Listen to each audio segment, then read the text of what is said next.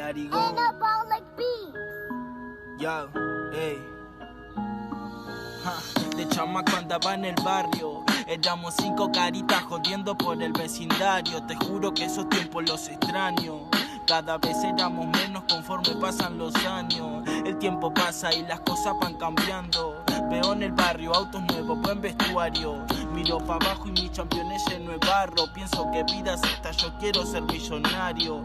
Veo un señor con elegancia de corbata. Me acerco y le pregunto qué es lo que hace, de qué trata.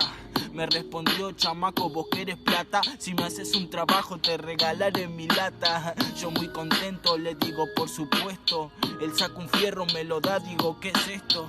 Pero lo agarro y examino el armamento. Me enamoré desde el primer momento. Ahí empezaron los atracos y los robos, aumentando el nivel del delito poco a poco. Llegó el dinero, que eso más lo provoco, pero no sabía que pa' un loco hay otro más loco.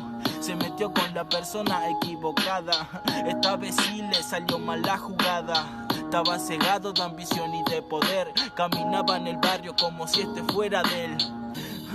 Pero ¿saben lo que pasó? Se metió con un loco, a sangre fría lo mató. Se dice por el barrio que 20 le disparó, y por la plata fácil la vida se le escapó. Yo, el Arigón. Yo, del barrio Colón. Yo, hey.